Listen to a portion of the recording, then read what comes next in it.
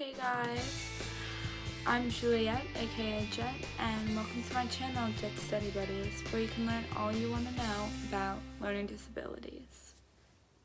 So today we're going to tackle some ways and tips to parents to help them for their child who has learning disabilities. There's gonna be some overlap. I might, go into ways that a child can help themselves, but this is generally catered towards the parents of kids with learning differences, and hopefully it will serve as a really encouraging and message. I am in no way suggesting that, I know better than they do, just, going through some of the techniques I've learned and the research I've done and the people I've talked to, and kind of gathering a general guide. Again, this is not catered towards specific learning disabilities, but it's still, hopefully really helpful and can still be applied to all learning differences. So, tips for the parent. If you can, try and establish a permanent workspace with minimal distractions. This is a tool that's useful for pretty much everyone, actually. We all need a pretty clean, organized, and, set space to do work. That way, when we get to that place, when we sit in that chair, we're like, okay, time to do work. It's just, sometimes it's really just a cognitive boost more than actual, material-based support, but that's okay. It's still really helpful. I know that I need my desk, I need my clean area in order to really be productive. This is another suggestion that I highly recommend, especially if you have a child, that's a little younger. This might be something, an adult can also set up for themselves, though. You can put a trifold poster around your child's workspace or desk. This is especially great for online learning because online learning is really distracting for everyone, but especially for people with learning differences.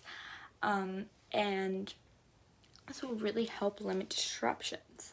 But it also will help organize and, focus your child in a different way than just blocking out surroundings and, establishing a more permanent workspace, but also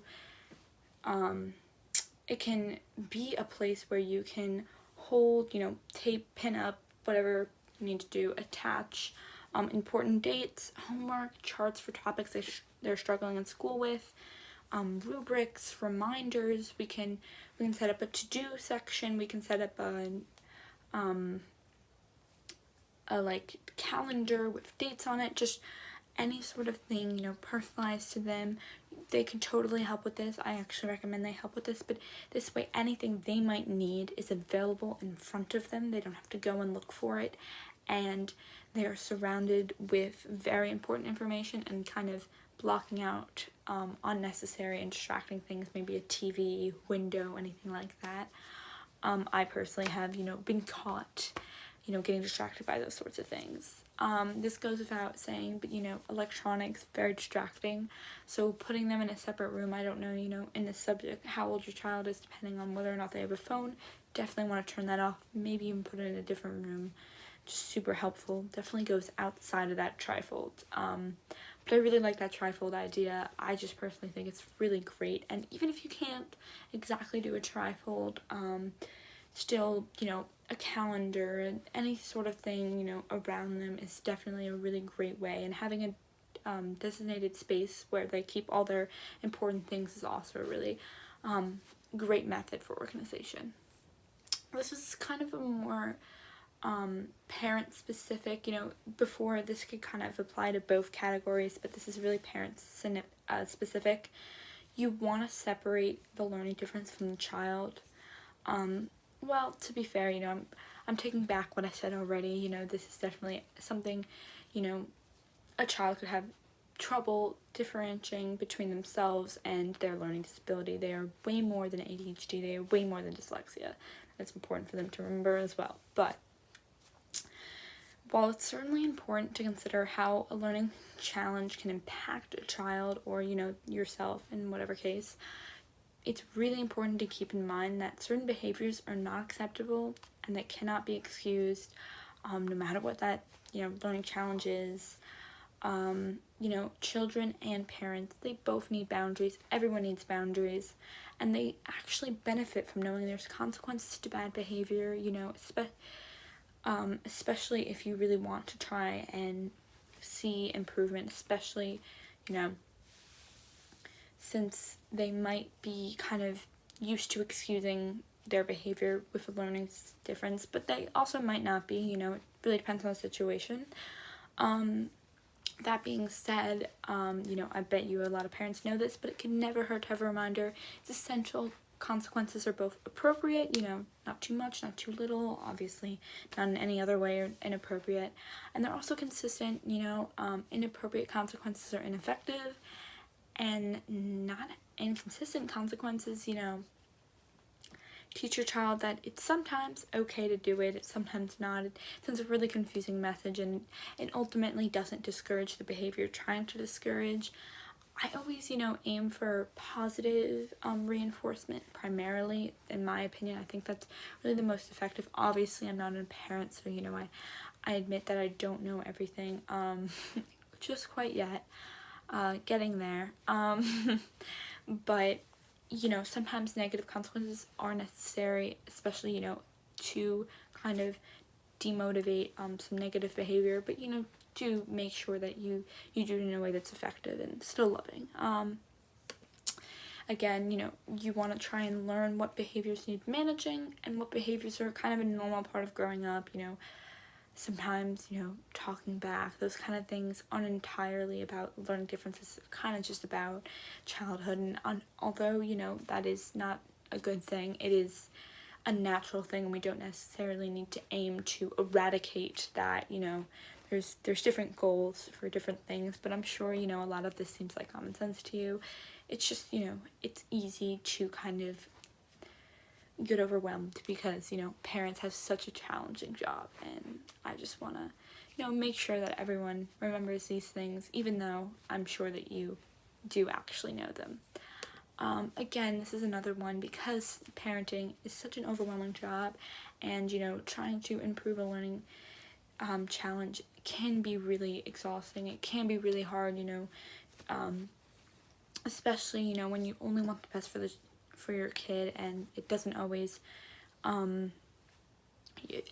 feel like they understand that, or, you know, those that hard work is paying off. You do really want to take care of yourself.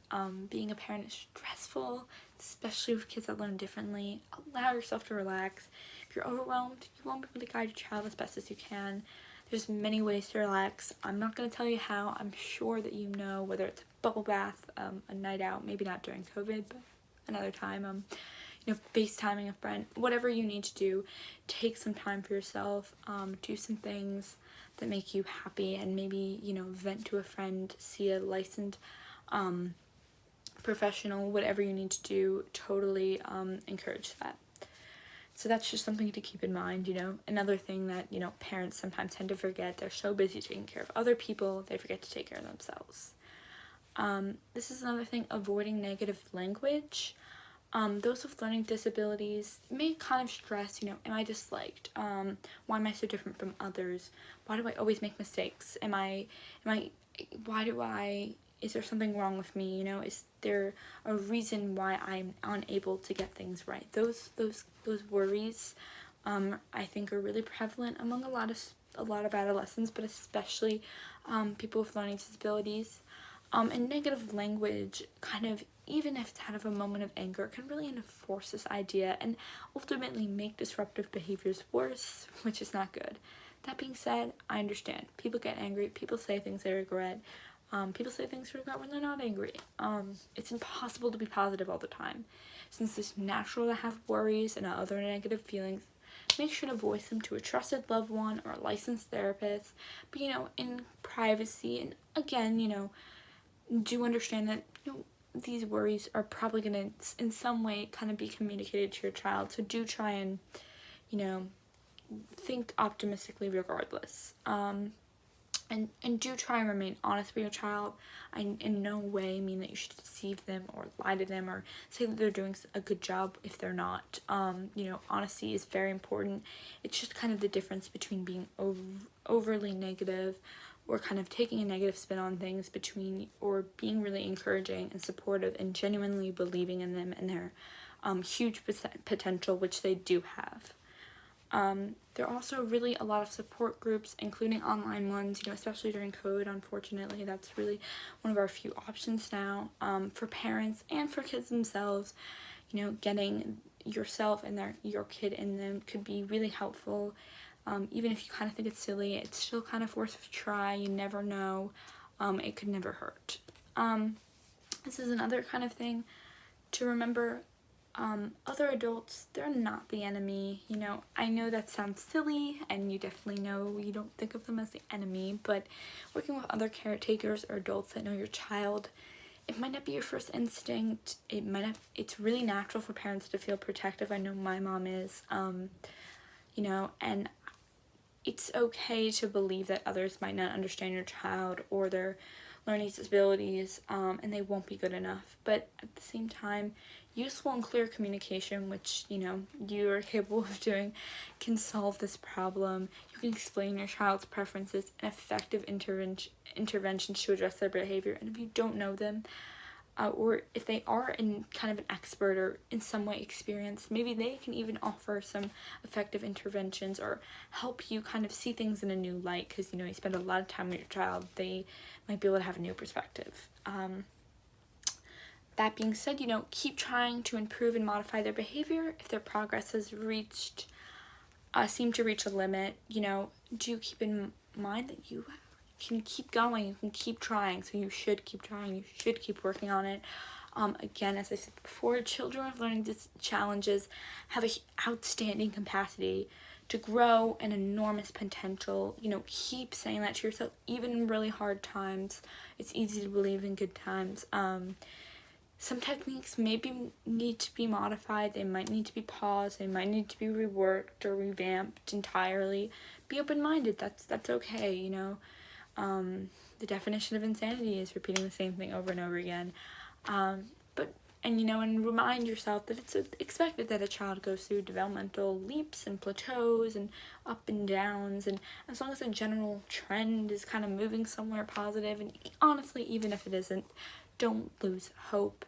You care about your child, you're working hard, that's what matters, and I hope that your child is also working hard and also cares about progress. So that's another great thing that really should make sure that you keep hope even in challenging times.